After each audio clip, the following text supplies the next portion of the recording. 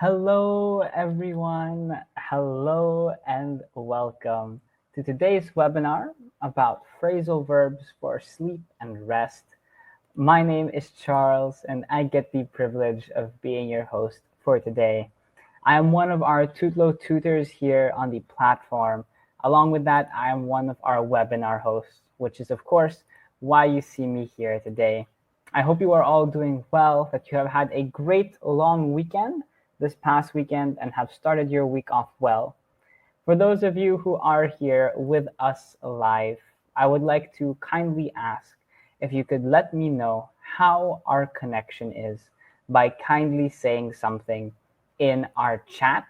You can say hi, you can say hello, or even let me know how your long weekend was, as that will be a fun conversation topic to start. As I do see a bunch of people here with us currently live. Hello, I hope you are all doing well. Like I said, I hope you've had a great start to your week. I see we have a bunch of people with us here today. Hello, Katarzyna. Hello, Robert. Hello, ZB. Hello, Greg. Hello, Sylvia, Alexander, Agnieszka. I won't be able to go over everyone's name as there are quite a few of you here today, but if you are here live or you are watching our recording, it's great to be here with you. As we are waiting maybe the next minute or two for people to still join us, let me go ahead and kindly ask, where are you joining us from today? So as you are joining in and we are hoping that our connection is swell, let me know, where are you joining us from, right? So whether you're joining us from your hometown, you're traveling, you're from one side of the world or the other, I hope wherever you are doing quite well. So Alexandra said her weekend was surprisingly good. That's awesome.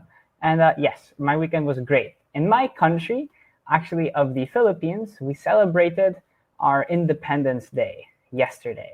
So I had quite a good long weekend as well with some family. But like I said, I'm joining you all today from my country of the Philippines. If you are unfamiliar with where the Philippines is located, we are right here in the map. As you can see, we are an island nation in Southeast Asia, where we, of course, since we are an island nation, we are very famous for our beaches and our tropical weather.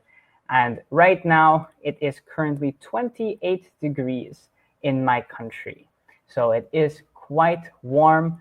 The hottest it will get during the summertime is 35, maybe 37 degrees. So it does get quite warm. So I am joining you from quite a hot country. And I see most people here are joining us from Poland. That's awesome. I see that is the beauty of technology nowadays, right? As most of you are located around here, so we are able to join each other from all the way across the world, which is quite an awesome experience, if I do say so myself. So I do see a few more names have just popped up. Awesome to see you all. Hello, hello. I hope you are all doing fantastic. Before we go ahead and hop into anything too seriously, let me just let me just explain what to expect in today's webinar. Of course, with the title of phrasal verbs, we want to learn what phrasal verbs are. Whenever we're on the topic and discussion of learning vocabulary, phrasal verbs will always come up as you advance your skills in the English language, right? And as you move up the ladder in your skills, you're going to encounter more difficult terms connected to said language, right? So of course, in English, phrasal verbs can get quite tricky. So we want to explain what phrasal verbs are. So whether this is your first time learning what a phrasal verb is or your 100th time learning what a phrasal verb is, we're going to just explain it for you so that you will have a clear understanding of what a phrasal verb is, so everyone can be on the same level before we get into phrases, of course, for sleeping, right? That's the main idea. Rest and sleep. What are some phrasal verbs we have to help describe this situation? And essentially, we're going to also focus on using them correctly. If you've been with me in a past webinar or we've had lessons together, you already know I always say it's great to have things up here that we know what they mean, but the best thing is to know how to use it correctly, right? So what we want to be able to make sure we do today is not just learn these terms, but practice how to use them through some exercises, some sentence examples, and through engaging with one another. So that's kind of what to expect during today's webinar. But before we get into anything, just a couple quick reminders. The first thing I would like to remind you of is how long we will be here. If this is your first time joining us for a webinar, we typically keep them around 30 minutes, which is about a half hour. So we started today at around 7:30. So that means we will try to wrap up at 8 p.m. or as close to 8 p.m. as possible. So within the next 20 to 25 minutes to be respectful of your time today. But beyond that, I encourage you to use our chat. It will be open for you all. You can engage with one another. Of course, we'll keep it respectful, but we'll go ahead. We'll have some exercises where you can answer them in the chat. And even if you have any questions, don't hesitate. Our chat is open for your questions. There's no dumb questions. If you have any question, don't hesitate, and I'll do my best to answer them. So as I speak, feel free to type and to chat so we can engage with one another. So let's go ahead. Everything is explained. Let's hop into it. Let's talk about some interesting first fun facts about sleep, since that is our main topic. So did you know that humans will spend around 1/3 of their lives asleep?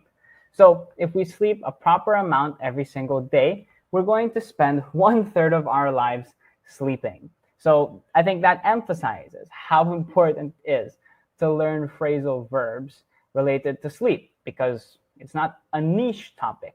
We're going to spend around 1/3 of our lives doing this if we sleep the right amount. Obviously, there are times we probably don't, but when we do, we're going to sleep quite a lot of our time away. So we want to be able to make sure we know how to describe that. But if you think 1/3 of your life sleeping is a lot, it's not that much compared to cats, because cats will sleep around 2/3 of their lives away. So double compared what humans do. So if you are a pet person or you are a cat person, you can acknowledge the fact that cats do sleep a lot, almost all day, every day it seems like. And it's not surprising, because cats will probably sleep 2/3 of their lives. But of course, whether you're like me and you love to sleep or you don't love to sleep as much, whenever a sleep expert will explain it, they will say that we should fall asleep within 10 to 15 minutes of lying down. So if you've used your energy and you've had a good day, you're not too stressed, not too worried, the perfect amount of time to fall asleep is between 10 to 15 minutes. But of course, the last little fun fact is that the longest period of no sleep is actually a Guinness World Record of 11 days, which does seem quite insane, but it was accomplished. So for whoever was able to do that, props to them, because I don't think I would be able to do that. 11 days is a lot. I think I went 2 days once with no sleep back in college, but that's nothing compared to 11 days, as that is quite a lot of time. But that's a fun little just icebreaker for us to go ahead and just explain just some interesting fun facts about sleep. And now you've learned something, and we haven't even gotten to our phrasal verbs yet. So let's get into it by first explaining, like I said, what a phrasal verb is. But as we are transitioning, there's an interesting question just to think about during today's webinar. Or if you would like to answer it, don't hesitate. Our chat is open. Do you think you get enough sleep? What do you think? Are you hitting that ideal 1/3 of your day asleep? But let's go ahead. Like I said, let's get into what it means to have a phrasal verb. So if you are unfamiliar with what a phrasal verb is, a phrasal verb is simply explained as a phrase. And we have many different phrases in English. And a phrasal verb is no different, because a phrase is just a group of words put together. Whenever I am saying something, maybe in a couple words, and they have one meaning, that is a phrase, right? Like hurry up, that is a phrase, right? Or sleep well, that is a phrase. Those are simple phrases. So whenever you think of phrasal verbs, don't get too scared or intimidated. They are actually very common. We just sometimes might not know that they are phrasal verbs. Because a way to understand what a phrasal verb is to know that it is made up of two things, a verb typically and another word. So most phrasal verbs you run into are made of just two words. One of those words is a verb, which is an action word if you have a verb. So typical action words could be like run, sleep, eat, all those kinds of things, right? Any word that shows action is a verb. And it's also made up of another word, maybe sometimes two words, but most of the time it's just one. And that makes a phrasal verb. They're those group of words put together, made up of verb and another word, and that's why it is a phrase. Because remember, phrases are groups of words that we put together, right? So I hope that kind of just clearly explains what a phrasal verb is. But like I mentioned earlier, phrasal verbs are actually quite common. And this will go to show you how common it actually is. Because, for example, break up. That's a very popular phrase we hear, especially in romance movies and so much more. And a breakup simply actually just means to end a relationship. So if you had a relationship and you decided to end that relationship, you are going to break up with one another. You will end things. Like you can say, she wants to break up with her boyfriend. She wants to end the relationship with her boyfriend. So it's not too intimidating. Like I said, we actually hear them quite often. So as we transition into those phrasal verbs, if you have a notebook to take down some notes, it goes a long way. Or just go ahead and make sure you're able to remember these. Practicing them in the future will also do you a lot of good.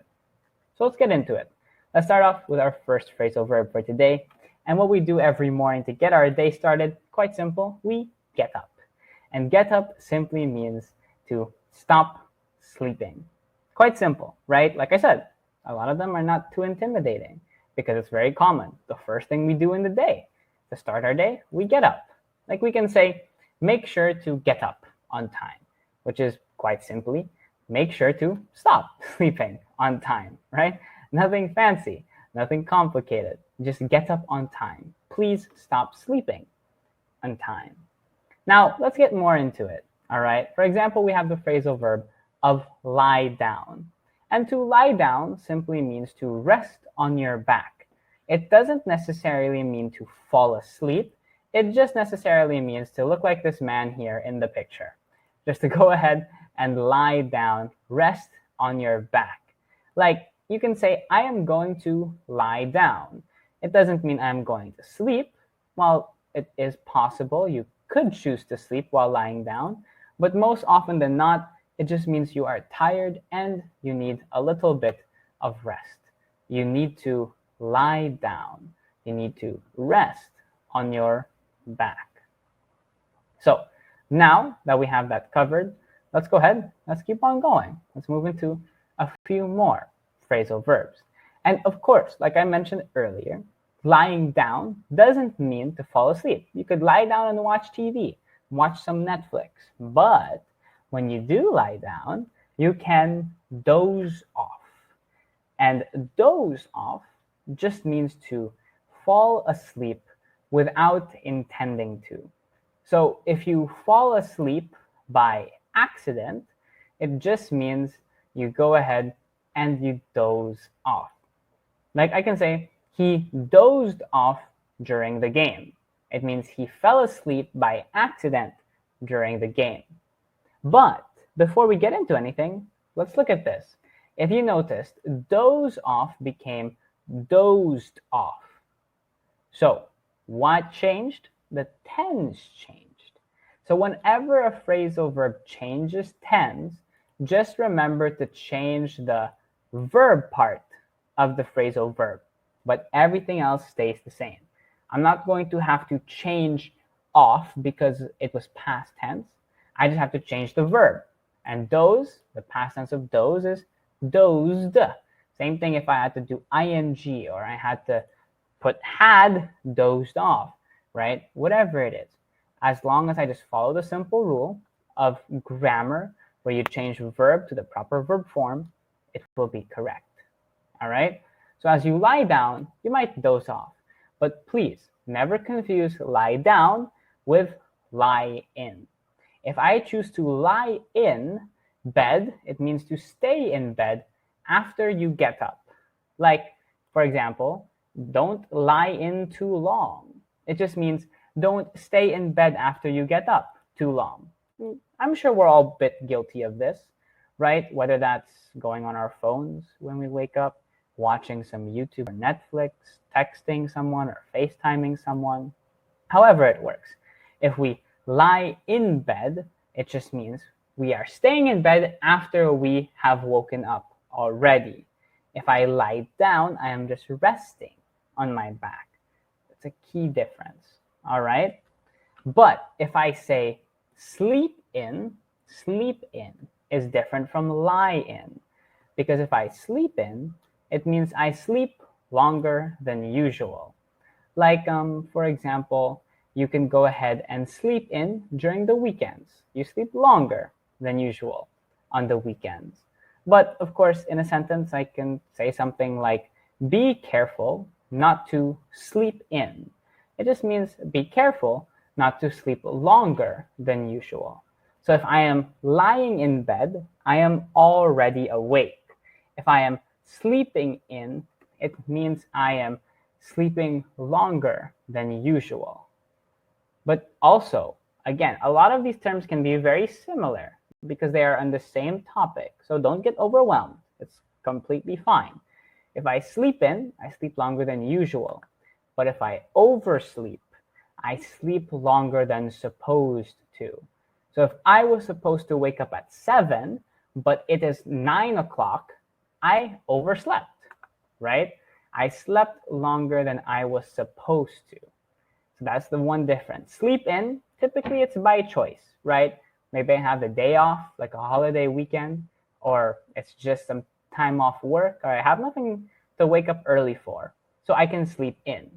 But if I am supposed to go ahead and be up for a specific reason, and I am not up, I oversleep. But of course, don't confuse that with sleep through. If I sleep through something, I sleep for a long time. Like in a sentence, I can say, I slept through the day. And again, sleep changes tense to slept, but it's still the same thing. So I slept through the day. It means I was sleeping for the whole day. If I say I was sleeping through something, all right? A lot of them can be quite similar, like sleeping in, lying in, all those things. But a good thing to always remember is to sleep on it. If I say to sleep on it, it just means to sleep before making a big decision. So if I have a big decision to make, whether that is at work, family, personal life, whatever it is, just remember, just sleep on it. Sleep and make the decision the next day. Don't be too stressed out. Don't be too worried. Take it one day at a time. Don't overthink. Just sleep on it. And a very famous quote, one that I really love that connects to sleep, says, don't give up on your dreams so soon. Sleep longer. Just a fun little reminder, but also very serious to not quit on your dreams. Keep resting, waking up the next day, ready to face the next challenge. Now, like I mentioned earlier, we want to be able to make sure we use these correctly. So I've explained how to use these correctly, but let's see if we're all able to use these correctly, right? So I encourage you, remember, how do we understand phrasal verbs? They go such a long way. When we have a phrasal verb, we know that it's a phrase, all right? So it means we have a verb and another word put together, and then it means it's a phrasal verb. And of course, keep in mind how to tell the difference with those things. All right. What's the difference between, for example, sleep in and oversleep, or sleep through? Also, remember, if I'm going ahead and lying in bed and I am lying down, I'm dozing off. They're all very similar because they have that connection of the same topic. But context is everything. So I encourage you, remember also how to change tenses, right? If a verb changes tense, the same thing happens with a phrasal verb, right? It's a phrasal verb for a reason. So what the tense requires us to do is the same thing in any context. We just have to follow that simple rule. And like I said, it's important that we all use these correctly. So I encourage you, if you have a notebook, take some time to practice what you've learned today. Even go ahead and practice it with your tutor on the platform, because it goes such a long way to master the skill. Like I said, we spend 1/3 of our lives asleep. So we want to be able to master this aspect, as it will come up a lot in conversation. But I want to go ahead and make sure to give you all a chance to ask some questions as well. So over the next couple minutes, if you have any questions, please don't hesitate to ask. And of course, I will do my absolute best to answer any question you have. And as we are waiting for some questions, please don't go anywhere yet. I would love some feedback of today's topic through a couple polls. The first one is up on your screen, and it just asks, did you find today's webinar useful? Did you learn something? Did you benefit from it? Because if so, at the end of the day, that is our goal here. We want to be able to make sure you're learning and benefiting through our webinars, as they are another way for you all to learn here at the platform. All right, so thank you for filling out that poll. And we have one question in our chat. What is the difference with a get up and a wake up? Ella said, none. It means the same thing. So if you tell someone to wake up or you tell someone to get up, it's the same. Both mean to stop sleeping, right? So there's actually no difference with that. It is quite similar, right? So yeah, what's the difference with get up and wake up? None. They both mean to go ahead and stop sleeping. And I hope that answers your question, Ella. And we'll wait for a few more minutes for any questions, and I'll throw up one more poll. Would you like to join us again for another webinar in the future? You know, if you are interested, we do topics like this often.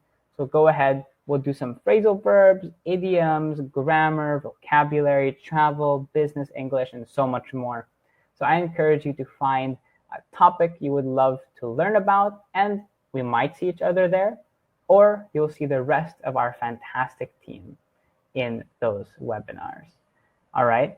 Now, another good question in our chat. It says, when are we using slept and sleep? So it just refers to tense. So again, remember, with every verb, verbs have different forms, right? You have form 1, form 2, form 3, and some other variables depending on the tense. So if I say slept, it's just the past tense of sleep, right? Like I can say he is sleeping, which is present. It's continuous. But if I say he slept early, it means he went to bed early, right? So that's the main difference with that. So I hope that answers your question. And I don't see any more questions. So before we wrap up for today, I just want to remind you to please check us out on our social medias. We're present on Facebook, LinkedIn, and YouTube. We post content on our social media. So I encourage you to check us out there, and I promise you won't regret it. Until next time, everyone, thank you for joining me. I hope you had a blast, and I hope you learned something and benefited from today's webinar. I hope to go ahead and see you again. Have a fantastic rest of your week. Stay safe as always, and goodbye for now.